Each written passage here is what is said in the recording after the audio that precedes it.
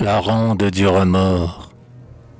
Je sortais d'une orgie âcre et stupéfiante, où ma raison avait brûlé comme un sarment. Plus lourde que le plomb, l'atmosphère ambiante faisait craquer mes os tordus d'accablement. La fièvre secouait les cloisons de ma tempe, et dans le cercle blanc et rouge de la lampe, l'horreur des visions tournait cruellement. Des parfums féminins se mêlaient dans la chambre, à l'arôme troublant des cigares fumés. Vagues parfums d'iris, d'ylang-ylang et d'ambre, et de grains de sérail autrefois consumés. Mon oreille tintait au souvenir d'orgie, et le marteau d'acier de la céphalalgie poussait dans mon cerveau des rêves innommés. Ma chair était meurtrie, et mon âme si lasse, et par le spleen mon cœur tellement angoissé, que je tombais dans un fauteuil, près de la glace, pour me revoir comme un ami trop délaissé. Et je me regardais de la sorte, moi-même.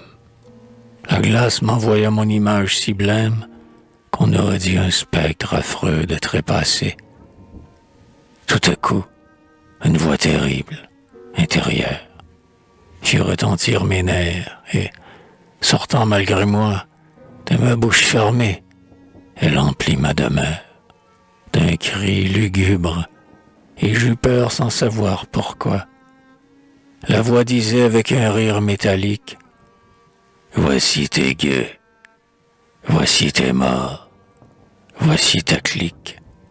Maudit, vois tes remords qui passent devant toi. » Dans la glace, ils marchaient, les uns après les autres, tous les actes mauvais et louches, le front bas, mâchonnant dans leurs dents d'obscènes patenôtres, et leur procession avançait pas à pas. Derrière eux, les secrets calculs, les vilainies que tu fuis, ô mon cœur, et qu'en vain tu renies, comme des nains bossus agitaient de grands bras. D'autres, parmi le bruit et parmi les huées, ivres et revêtus d'habits de croque-morts, portaient des cercueils pleins d'illusions tuées, dont je ne reverrai les âmes ni les corps, que de rêves défunts d'héroïsme ou de gloire. Quels cadavres d'amour souillés de fange noire, enroulés sous les pieds des spectres du remords. Puis tous les nains bossus, tous les gueux immondes, avec la joie atroce et funèbre du mal, autour de ces débris commencèrent des rondes, que guidait invisible un orchestre infernal. Et dans le tourbillon, je ne sais qui m'entraîne. Hurrah!